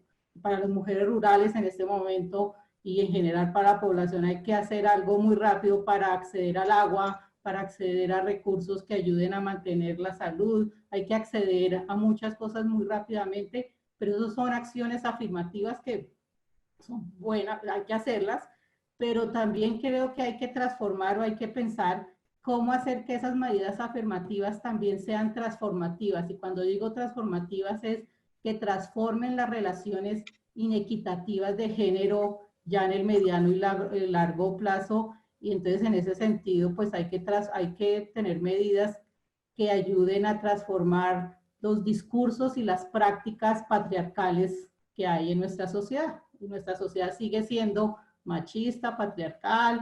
A algunos no les gusta que uno diga esas palabras, pero pues esa es la realidad que podemos hacer. Ha habido transformaciones, pero esa es la realidad. Y hay que ver cómo, cómo se pueden transformar el lugar y el rol de las mujeres rurales en las familias, en el cuidado de sus miembros, en la economía campesina, en la sociedad rural en general. Eso también hay que pensarlo. Uno puede hacer acciones afirmativas que ayuden a hacer también esas transformaciones. Eso por supuesto no es fácil, pero hay que hacerlo y puede ser que la cuarentena es un momento propicio para seguir haciendo transformaciones de género que ya se han dado, pero la otra pregunta es si nosotros como sociedad, como individuos, como sociedad, queremos seguir haciendo esas transformaciones, porque es que esto no es una cosa solo de las mujeres. El tema de la equidad de género no es solamente que es que las mujeres tenemos que luchar por eso y tenemos que, no, también los hombres, o sea, toda la sociedad, eso es parte de cómo nos estamos concibiendo como sociedad y es parte de la ética como sociedad. Lo otro que quería decir es retomando la carta que las organizaciones le mandaron al presidente Duque, pues yo hago mucha referencia a esta carta porque es que creo que ahí está muy plasmada buena parte del pensamiento y de lo que está pensando 55 organizaciones campesinas del país sobre esto. Y ellos proponen unas cosas muy 5 puntos súper claves para el tema de género y de las mujeres rurales. Y algunas ya Alex las nombró. Una es claramente adecuar los programas de prevención y atención para las niñas y mujeres en la ruralidad, quienes son las principales víctimas de violencia intrafamiliar y sexual. O sea, en ese tema hay que hacer un trabajo súper puntual y súper focalizado. Hay que las mujeres se vinculen, por supuesto, a los espacios de toma de decisiones en salud y convivencia para enfrentar esta pandemia. Alex ya lo dijo, las mujeres, no solamente las mujeres como las cuidadoras, que por supuesto son, pero también tienen que estar en la toma de decisiones de cómo hacer las protecciones y todo el tema de la salud, porque ellas están muy involucradas. Hay que fortalecer las organizaciones de mujeres, eso lo plantean todas las organizaciones que se encuentran en muchos municipios con herramientas de orientación, pues en casos de violencia de género, pero en muchas otras actividades. Lo que dijo Alex ahorita de la caracterización del campesinado, de hacer visible en los números a los campesinos, o sea, no solamente hablar en general de población rural, sino que el campesinado tiene un enfoque diferencial y eso hay que caracterizarlo y por supuesto ahí a las campesinas hay que caracterizarlas. Y algo claro es que en el año pasado, el 15 de octubre del 2019, se firmó algo que se llamó el Gran Pacto por la Equidad de la Mujer Rural. Y eso suena súper guau, pero eso pues hay que hacerlo efectivo. Y claro, vuelvo y digo, eso no se puede parar en un momento de coronavirus. Esto precisamente el Gran Pacto también tiene que estar presente ahora. Obviamente la ley 731 del 2002 tiene que seguirse implementando, hay que reglamentar varias cosas que todavía no están, y la ley 1900 del 2018 que habla sobre todo el tema de las tierras, de vivienda rural, de proyectos productivos, todo ese tema, pues eso hay que seguirlo trabajando. Yo insisto en que no podemos parar de como dejar en un congelador las cosas y esperar a ver qué pasa después, porque recordemos además que el COVID-19 se activa mucho más en frío, entonces el problema de dejar todo esto en frío es que se nos muera por el COVID-19, entonces por favor no desactivemos esas cosas. Algo que se plantea en esa carta, pero que lo hemos visto y yo creo que en algunos de los comentarios lo vi ahorita, es que en algunos sitios rurales han adoptado medidas comunitarias, ya han activado, y también lo dijo Alex, redes de colaboración dirigidas a proteger sus territorios, se han encerrado para que el coronavirus no llegue, y por supuesto en estos ejercicios de control y protección territorial, por supuesto las mujeres son claves, o sea, esto no es una cuestión de masculinidades, sino es hombres y mujeres trabajando juntos para proteger su territorio. Y repito algo que dije al principio de mi intervención, la primera, la diversidad. Debe considerarse en las medidas que se tomen que no todas las actividades económicas son iguales, por supuesto, entonces no hay que decir que todo el mundo tiene que producir lo mismo, sino que hay que ver las diferencias y las diversidades y saber que la diversidad es un potencial, no es un problema para la política pública. Es algo que hay que gestionar, pero eso nos puede fortalecer mucho y puede fortalecer a las mujeres rurales.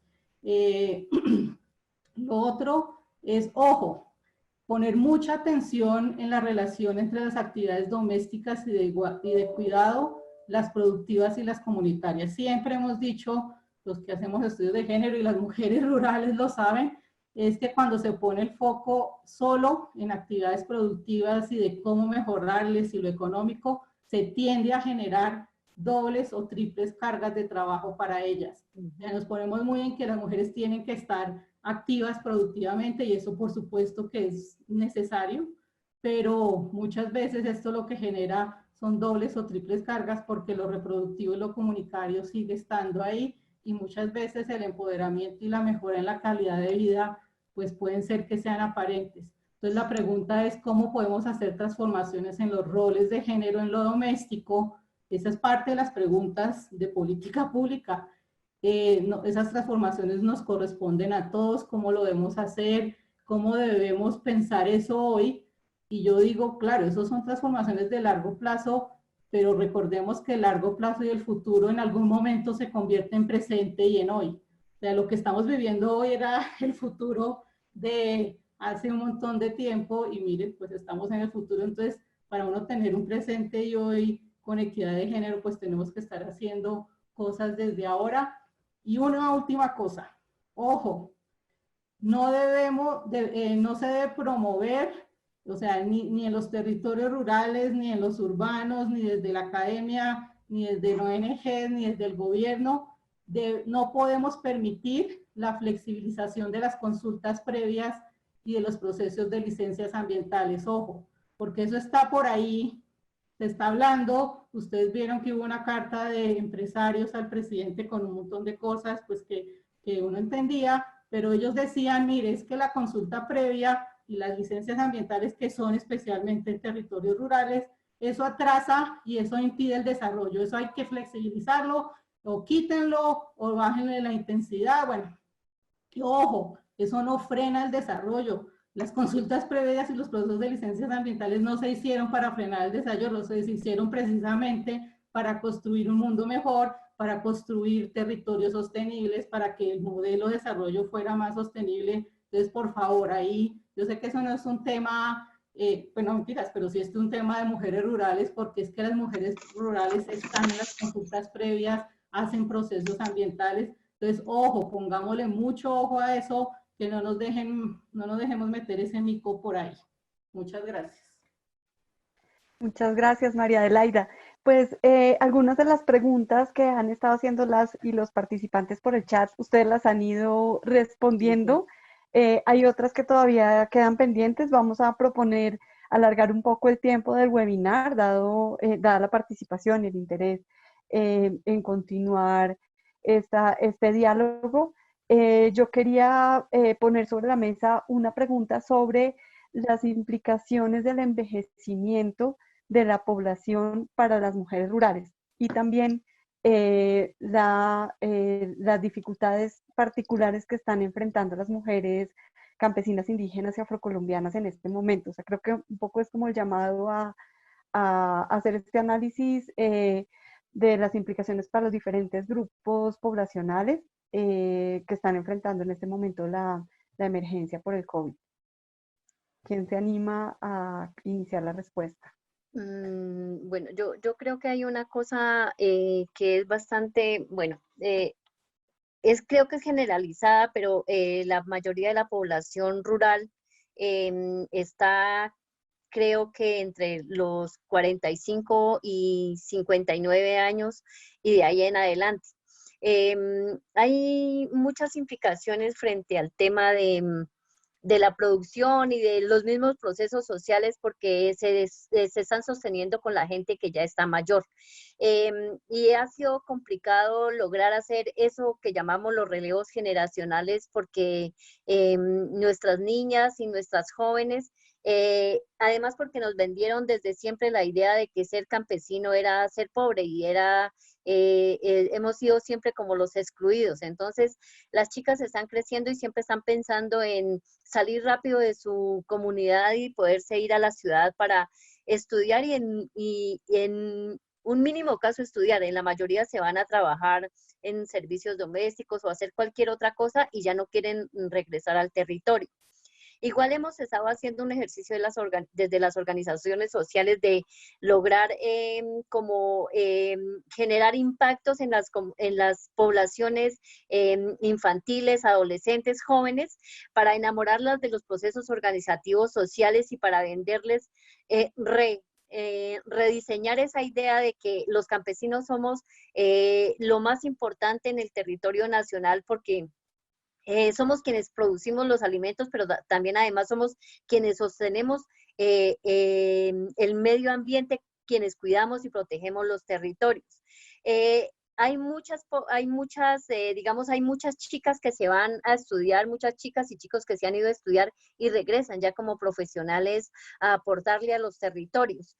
Pero también, digamos que en este momento la mayoría de los procesos organizativos y de las mismas comunidades están habitadas por la gente mayor. Inclusive tenemos la gran problemática que las mujeres se van y dejan a sus niños pequeños a cargo de sus abuelas. Entonces son abuelas ya muy mayores, con muchas responsabilidades frente a lo que es el tema del ejercicio del cuidado, la responsabilidad además de producir los alimentos, pero de cuidar unos nietos. Y eso, digamos que se complica un poco más en temas en época de coronavirus, porque en ese momento la mira está en que tenemos que cuidar a nuestros adultos y nuestras adultas mayores. Entonces, las mujeres se encuentran allí en sus casas haciendo sus oficios y lo que más pueden, pero también con el miedo y con toda digamos, toda la publicidad y ese ejercicio que se hace por la televisión de todos los días, digamos, esa lluvia de datos y de cosas que se están transmitiendo, lo que genera es pánico. Entonces, pues las mujeres están allí en un nivel de estrés, pero también hemos tratado de cuidarlas y de, como desde cada territorio, proteger su vida y su integridad en tratar de que no llegue el contagio a los territorios, que es el ejercicio que estamos haciendo de protección. Bien, Pilar. Si yo quisiera complementar, es un poco hablando desde la influencia de los medios de comunicación. O sea, nosotros pensamos siempre sobre el apoyo gubernamental, pero tenemos que pensar también en el apoyo de la sociedad civil, en la imagen que la sociedad civil o el imaginario que ellos tienen de nuestro campesinado, el imaginario sobre la producción de alimentos locales, cómo el consumidor urbano tiene que empezar a concientizarse, o se está empezando a concientizar, pero digamos que esta sería una buena oportunidad ahorita con lo del coronavirus para apoyar más desde la sociedad civil a los campesinos. Y esto también tiene que ver, lo digo porque los medios de comunicación tienen un impacto grandísimo sobre todos los jóvenes, y esto también está teniendo un impacto sobre los jóvenes rurales que desean migrar. No solo los medios de comunicación que venden estos modelos de vida y los modelos de los roles de género, sino también la misma educación. En la economía agrícola se dice que la educación es el mejor pasaporte para la migración desde el campo hacia otro sitio, porque la educación rural no es apropiada en muchos casos para quedarse en el campo. Entonces, eso tiene también que ver con esos modelos de vida y posibilidades de vida para los jóvenes que tiene que haber un modelo de educación superior adecuada para el campo, en donde se puedan adquirir talentos que sean generalizados para todas las actividades que se necesitan en el sector rural, agricultura, pero también servicios, ahora tecnologías, para que el joven se sienta que está adquiriendo unas capacidades y puede ayudar y puede crecer y puede operar a través de diferentes sectores y tener oportunidades no solo en agricultura, pero en miles de cosas que hay en el sector rural. Eso también, ¿no? Y pues la misma migración de los jóvenes también se debe pues a la deuda histórica de inversión en servicios públicos, educación y salud por parte del gobierno, que ha concentrado esa inversión en las zonas urbanas. Entonces, claramente a mí me han preguntado muchas veces cómo hacemos para tener mano de obra en el campo, o sea, para atraer a los jóvenes. Yo digo, pues cualquier persona se iría al campo si tuvieran salud y educación. Piense usted qué quiere, qué necesita para irse a vivir al campo. Bien. Muchísimas gracias. Ahora quisiera reconectar con el tema de la economía del cuidado, que ha sido un tema recurrente en las respuestas de algunas de ustedes y también en las preguntas. En Colombia se está planteando la implementación de un sistema nacional de cuidados. ¿Qué características creen ustedes que debería tener este sistema nacional de cuidados para responder a las necesidades de las mujeres rurales, mujeres campesinas, indígenas y afrocolombianas?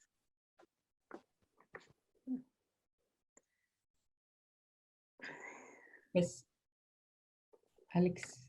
No, no, no sé cómo, no sé. Le doy el turno a alguien y luego yo lo voy pensando.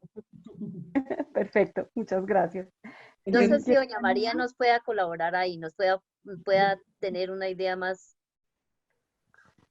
María Sí, a Adelaida. ver, pues una de las primeras cosas que yo creo que hay que tener en cuenta, por supuesto, es la voz de las mujeres. No asumir como que a las mujeres rurales por ser mujeres les interesa esto en temas del cuidado. Ahí hay que hablar con las mujeres y además vuelve y juega. No asumir que todas las mujeres rurales, exactamente a todas, el tema del cuidado lo asumen de la misma manera. El tema de las diferencias territoriales es súper clave. Yo creo que ahí una de las primeras cosas es, claro, se necesitan pues grandes números y tendencias, y eso es por supuesto es importante, pero también trabajar con las voces de las mujeres, no solamente, y yo creo que hay que trabajar con datos cuantitativos, por supuesto, porque eso nos ayuda a tomar decisiones de política pública, pero creo que informarnos cualitativamente a partir de las voces, o sea, tener información recolectada directamente de las mujeres, no necesariamente datos numéricos, sino cualitativamente cuáles son los problemas y diferenciados por regiones, creo que eso es lo primero. No en todas partes los temas del cuidado son iguales, no todos los temas, las problemáticas del cuidado son iguales. Iba a mencionar, por ejemplo, en el Chocó, pues creo que todos en este momento hemos oído algunas noticias del Chocó, y allá la situación es completamente distinta a lo que puede estar sucediendo en la región de Sumapaz, porque pues hay una serie de desconexiones, son territorios que han sido tradicionalmente abandonados. Entonces eso hay que tenerlo en cuenta, pero yo sí creo que ahí el tema de las voces de las mujeres es clave, o sea, y las voces cualitativas y bien informadas es muy importante. Y lo otro es, yo le apuesto y le sigo apostando es que en el tema del cuidado es un tema que implica poder también. A veces se asume que el tema de las actividades domésticas y del cuidado son actividades que no empoderan y no tienen poder en un hogar, porque lo que tradicionalmente el modelo de desarrollo nos ha dicho es que lo que tiene poder en el mundo es si usted tiene plata o no.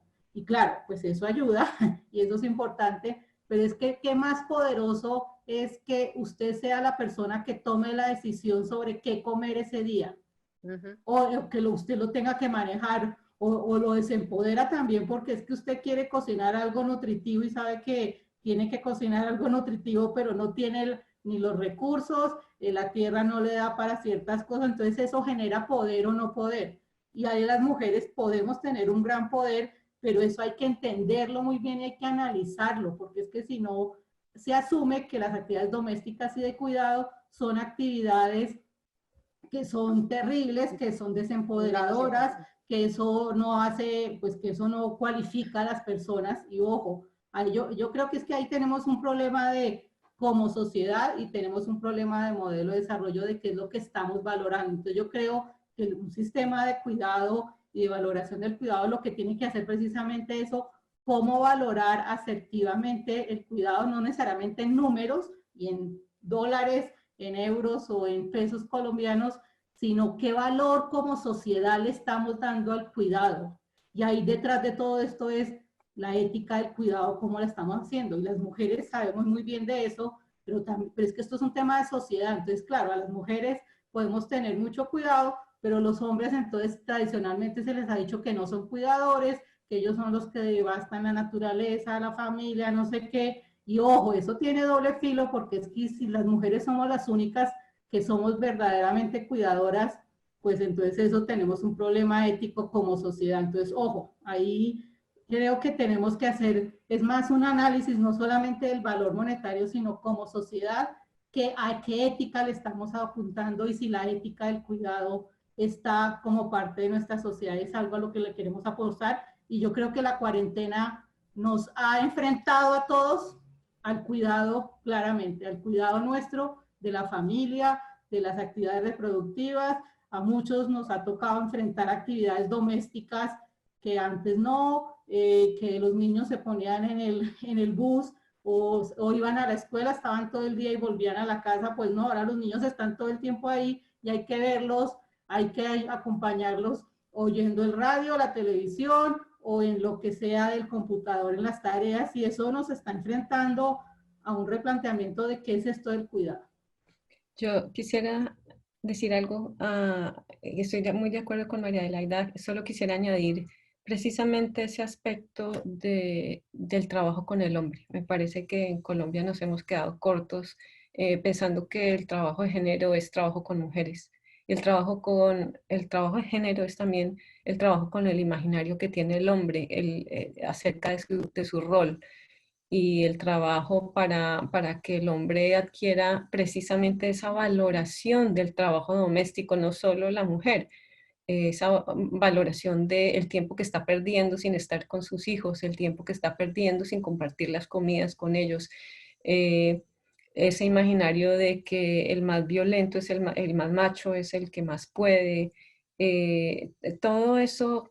Existen proyectos muy bonitos también que tienen mucho que ver con esa violencia que se le enseña al hombre y tratando de sensibilizar nuevamente a los hombres en ese sentido de...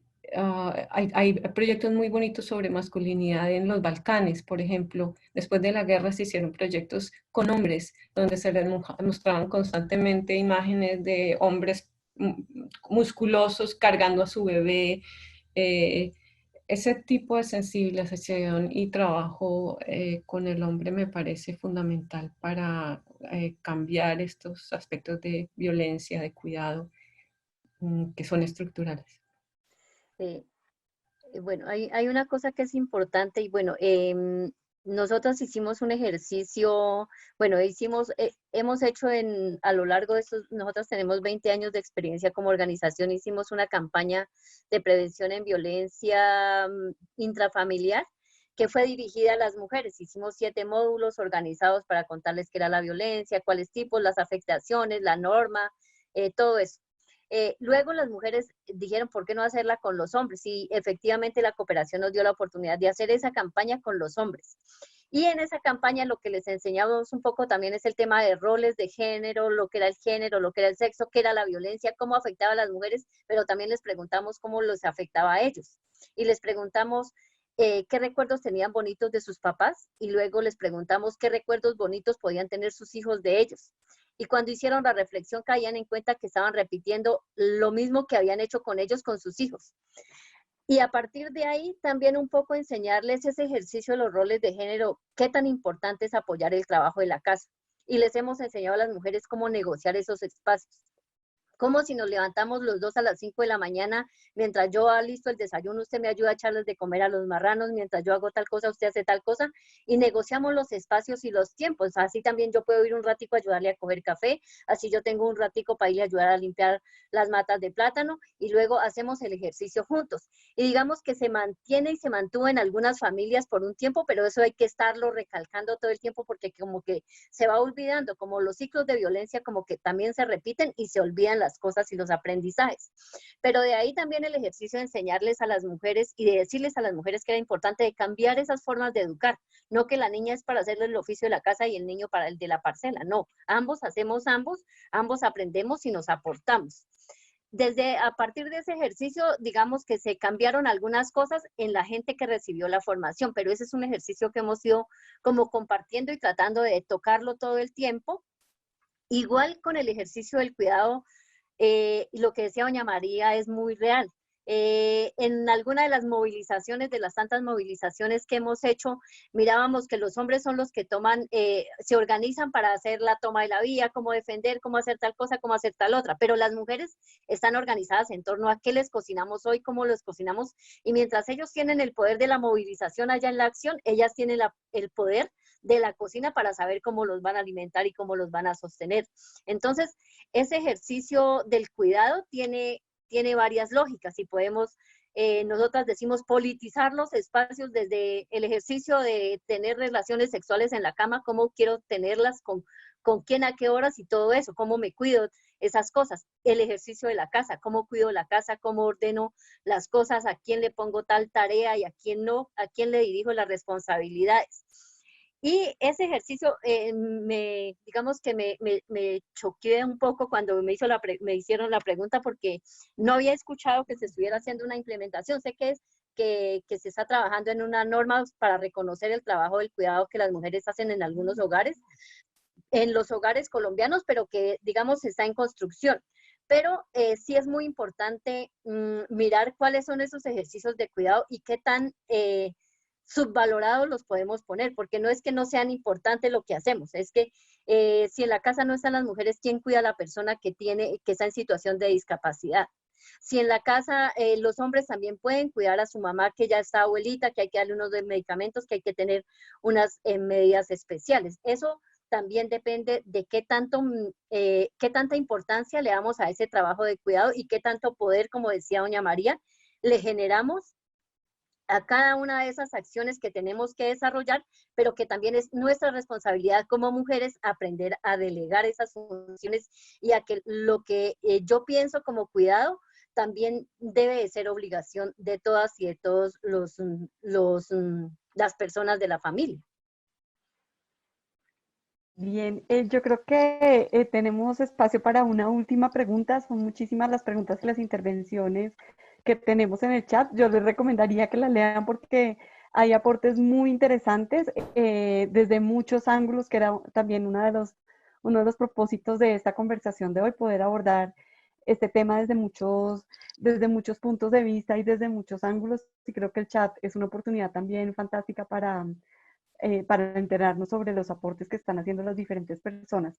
Pues esta última pregunta tiene que ver con la independencia económica. Alguien pregunta si las mujeres campesinas, indígenas y afrocolombianas realmente tienen independencia económica, y yo agregaría, ¿y cómo hacer para incrementarla en caso de que no la tengan? De que no la tengan. Bueno, yo creo que hay varias cosas en el ejercicio político de la organización, pero también en ese ejercicio colectivo. Yo creo que Camila hablaba ahora rato de lo importante que es el trabajo que se hace de manera colaborativa. Nosotros le llamamos trabajo colectivo, de trabajo en junta o en minga, o todo lo que se hace. Ese ejercicio genera autonomía, pero también digamos que en algunas regiones y algunas organizaciones hemos implementado varios ejercicios de economía social y solidaria que les ha permitido a las mujeres de alguna manera ganar, yo no diría que en muy alto porcentaje, pero sí ganar autonomía económica. Nosotras acá, digamos, en el Cauca, hemos implementado y se ha aplicado, por lo menos en algunas organizaciones de la ANSOR, de la Asociación Nacional de Zonas de Reserva Campesina, sobre todo con las mujeres que hacen parte de la Coordinadora Nacional de Mujeres, la estrategia de la economía social y solidaria a partir de grupos de ahorro, que son grupos pequeños donde las mujeres ahorran y el dinero que se ahorra se rota en crédito entre ellas mismas. Y ese ejercicio, digamos que nosotras acá específicamente en INSA lo empezamos en el 2008 y empezamos con 2 grupos de ahorro y crédito, y en ese momento tenemos más de 50 grupos de ahorro y crédito. Y eso significa que las mujeres aprendieron primero a ahorrar porque antes no ahorraban, aprendieron a ser responsables con los créditos y cuando hablamos ahí de los créditos no hablamos del ejercicio del endeudamiento, hablamos del crédito en el ejercicio de creer en que yo sí soy capaz de tener un crédito, yo sí soy capaz de manejar la plata, porque antes que los hombres eran quienes manejan la cosecha de café, son quienes las venden y son quienes deciden qué hacer con esa plata. A las mujeres si acaso les dejan la pasilla, que es digamos como el café de segunda, ya de menos calidad para venderlo para que ella compre cualquier cosa. Pero finalmente ella lo que hace es gastar esa plata en el mercado. A partir de los grupos de ahorro, las mujeres entienden primero que pueden ahorrar y ahorrar significa sacar un poquito de la canasta familiar para decir esto yo lo voy a dejar para el ahorro. A partir del ahorro hace el crédito y cuando hace el primer crédito dice y paga ese primer crédito, dice la primera palabra que es la que la eleva a que sí puede hacer muchas cosas. Si sí pude pagar este crédito de 100,000 pesos, puedo pagar uno de 200. Y si puedo pagar el de 200, puedo pagar uno más grande. Y con eso, ¿qué generamos? Generamos que crean en ellas, que sepan que sí pueden, aprenden a manejar el dinero, pero además hay una cosa muy importante en la vida y en el cuidado de las mujeres, y es que mejoran su calidad de vida. ¿Por qué? Porque pueden comprarse su ropa, porque pueden ir al médico, porque si quieren maquillarse se maquilla, porque mejora su autoestima en un nivel inmensamente grande, pero también aporta. Entonces, cuando aporta en la casa, también se disminuyen las violencias, porque cuando el marido dice, no, venga, es que yo traigo, no, usted no trae, aquí usted pone y yo pongo, así que usted no tiene derecho a venir acá a soplarme el cachete porque usted pone más que yo, sino que aquí estamos poniendo en igualdad de condiciones. Y eso ha disminuido las violencias, pero también ha generado buen vivir. Y buen vivir significa que han podido arreglar su casita. Entonces, después de que organizamos los grupos con las mujeres, organizamos con los hombres y les dijimos, hay que hacer planeación. ¿Para qué ahorro este año y para qué ahorro yo como mujer este año y para qué ahorra mi marido? Entonces, bueno, yo voy a arreglar la cocina, que es el espacio donde yo estoy más tiempo, y usted me ayuda y usted arregla los baños, o yo arreglo tal cosa y usted arregla tal otra, o compramos este otro terreno, o ponemos un cerdo, ponemos estas 2 vacas, o vamos a arreglar los baños, o vamos a hacer otra habitación porque se agrandó la familia, y eso lo que ha generado es bienestar en la vida de las mujeres y autonomía y disminución de las violencias. Pero sí hay muchos ejercicios que son muy importantes y que sí les han generado a las mujeres autonomía. Bien, muchas gracias, Alex. No sé si alguien quiere decir algo adicional para cerrar. Yo solo complementar porque estoy totalmente de acuerdo con el punto de vista de Alex. Creo que el tema asociativo es lo que es un punto fundamental para fomentar ese tema económico, y solamente mencionar que tal vez no es necesariamente la independencia económica per se, sino todas esas libertades que estaba mencionando Alex, las que hacen la diferencia. O sea, no necesariamente que yo ya no necesito nada más, sino que yo aporto y ya con eso se genera una dinámica muy, muy distinta.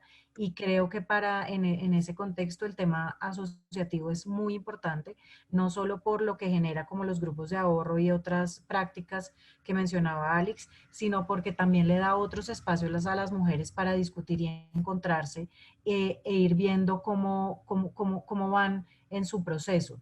Y creo que eso es fundamental también relacionado, digamos, con la pregunta anterior. Eso es lo que puede hacer la diferencia también en la economía del cuidado, que uno que participe, puede participar de otros espacios con mujeres en las mismas características y pueda compartir buenas experiencias. Solo quería sumar eso, pues estoy muy de acuerdo con lo que menciona Alex. Bien, bueno, pues muchísimas gracias. Tuvimos también preguntas sobre el trabajo de la Fundación Alpina, así que queríamos, Camila, saber si nos puedes dejar como una dirección de correo electrónico, un lugar en donde las personas puedan contactarse directamente con ustedes, ya que el tiempo no nos da para responder todas y cada una de las preguntas. Sí quisiera agradecerles muchísimo sus aportes y su participación en este espacio. A Alex, Pilar, Camila y María Adelaida, realmente creo que ha sido un espacio muy enriquecedor, de donde salen unas propuestas realmente muy valiosas que ojalá podamos seguir movilizando para pensar en escenarios para la atención a la crisis en este momento y también en el periodo de poscrisis. Antes de cerrar, quisiera invitarlas al próximo webinar que se va a desarrollar el próximo miércoles a la misma hora, a las 5, sobre violencias en escenarios de COVID. Muchísimas gracias. Bueno, muchas gracias a ustedes por invitarnos. Sí, gracias por la invitación. Voy a escribir acá en el chat el correo de la fundación para que nos contacten quienes estén interesados. Muchísimas gracias por la invitación. Muchísimas gracias, muy rica la conversación y ahí estoy dejando mi correo también para que podamos conversar a seguir conversando con este tema. Muchas gracias. Bueno.